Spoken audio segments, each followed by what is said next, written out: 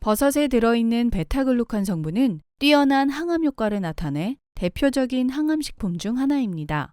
게다가 가격도 저렴해 식탁에 자주 오르는 건강식품인데요.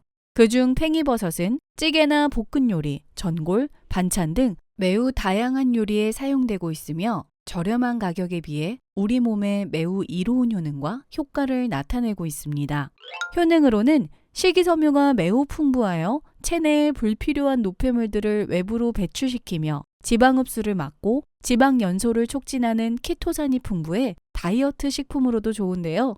일본의 연구자인 에구치 후미오 교수는 팽이버섯을 가리켜 하루에 100g만 먹으면 체지방을 쓸어내고 숙변이 없어진다라며 팽이버섯의 뛰어난 효능을 칭찬하기도 했습니다.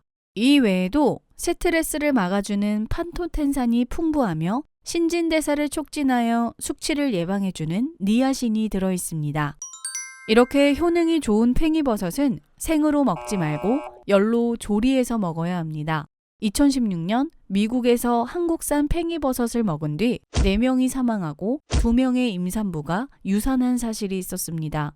이유는 일부 한국산 팽이버섯에서 식중독을 유발하는 리스테리아균이 검출되었다는 것입니다. 갑자기 전해진 팽이버섯 식중독 사건은 그동안 버섯을 즐겨 먹었던 사람들에게 충격을 줬는데요.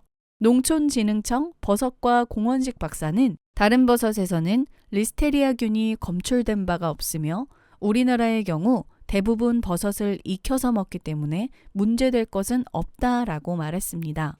팽이버섯을 씻어서 익혀 먹는 한국과 달리 샐러드 형태로 바로 생으로 먹는 미국의 식문화 차이가 있으며 유통 과정 혹은 냉장고 속 보관 과정에서 식중독균이 증식했을 가능성도 있습니다. 리스테리아균은 70도 이상에서 10초간 가열하면 90% 이상 사멸하는데요. 팽이버섯 외에 개봉한 지 오래된 치즈나 얼음틀을 씻지 않고 재사용할 경우 리스테리아균이 생장, 증식해 식중독을 일으키거나 면역력이 약한 사람은 뇌수막염이나 폐혈증을 앓을 수 있으며 특히 임산부는 유산할 수 있어 주의가 필요합니다. 우리나라에서도 부추랑 생으로 무친 것을 먹는 분들도 있다고 하는데요. 리스테리아균에 노출되지 않기 위해서는 잘 씻어서 익혀 먹는 것이 좋을 것 같습니다. 팽이버섯 올바르게 손질하는 법과 깨끗하게 씻어내는 방법을 알려드리겠습니다. 평소 팽이버섯을 손질하실 때 어떻게 하시나요?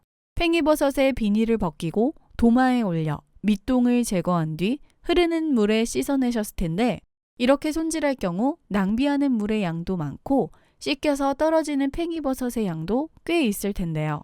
봉지째로 썰어서 씻게 되면 낭비하는 물도 없고 신선함을 유지하며 버려지는 팽이버섯도 없어집니다. 참고로 팽이버섯은 세포벽이 단단해서 그대로 먹으면 흡수율이 낮기 때문에 2, 3등분으로 잘라내어 섭취하면 영양소를 효율적으로 섭취할 수 있습니다. 근감소증은 나이가 많아지면서 근육의 양, 근력, 근기능이 모두 감소하는 질환을 의미합니다. 근감소증의 증상으로는 근력 저하, 하지 무력감, 피곤감이 있습니다. 근육량과 근력은 나이가 들면서 자연스럽게 줄어들지만 근감소증은 나이나 성별 등을 감안하더라도 근육량과 근력이 지나치게 줄어들어 신체 기능이 떨어지며 건강상의 위험이나 사망률이 증가합니다. 근감소증 환자는 걸음걸이가 늦어지고 근지구력이 떨어지며 일상생활이 어렵고 다른 사람의 도움이 자주 필요하게 됩니다. 또 골다공증, 낙상, 골절이 쉽게 발생합니다.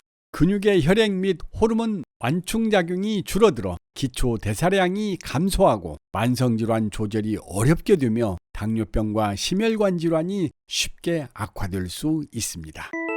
그럼 집에서 간단하게 자가진단을 해볼까요? 자가진단 첫 번째 방법은 똑바로 선 상태에서 눈을 감고 한쪽 다리를 들어줍니다. 40대는 50초, 50대는 35초, 60대는 10초, 70대는 5초 이상 자세 유지를 해주어야 합니다. 이 운동은 테스트도 되지만 코어 근육 훈련도 됩니다. 하루에 10분씩 하면 인체를 지탱하는 코어 근육을 단련하는데 아주 좋습니다. 자가진단 두 번째 방법입니다. 종아리 둘레 재기인데 종아리의 가장 두꺼운 부분을 기준으로 줄자를 둘러 재주면 됩니다. 중년층이 32cm 미만이면 근감소증을 의심할 수 있으며 몸을 떠받치는 하체 힘이 없다고 볼 수 있습니다. 우리나라 어르신 5명 중 1명은 근감소증이라는 연구 결과가 나왔습니다. 근감소증은 노인에게 치명적이지만 어떤 부작용을 유발하는지 잘 모르는 사람이 많은데요. 뼈를 약하게 하고 우울증까지 발생하게 합니다. 근감소증은 노화 등 다양한 이유로 몸의 근육이 비정상적으로 줄거나 약해져 신체 활동이 원활하지 않은 상태를 말하는데 증상이 악화되면 장애를 겪거나 사망할 위험이 높아집니다. 미국과 일본 정부는 근감소증을 질병으로 인정해 질병 코드를 부여했을 정도로 중요합니다. 나이 들면 근육이 자연스럽게 감소하는 것은 사실이나 호르몬 불균형, 활성산소 증가, 염증, 줄기세포 기능 저하 등이 영향을 미칩니다. 실제 70대의 근육량은 30, 40대보다 30% 정도 줄어들죠. 하지만 근육이 사라진 자리를 지방이 채워 체중이 유지돼 근육 손실을 모르는 경우가 많습니다. 근감소증이 발생하면 근육이 줄어드는 것뿐 아니라 뼈도 약해집니다. 뼈는 근육에 의해 자극을 받아 밀도를 유지하기 때문이죠. 근육 감소가 새로운 혈관, 신경이 생기는 것을 방해해 인지기능 저하를 유발할 수도 있습니다.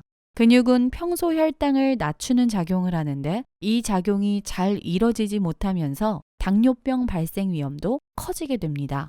이 밖에 어지럼증, 낙상, 삼킴장애, 고혈압, 비만, 우울증을 유발할 수 있다고도 알려져 있습니다.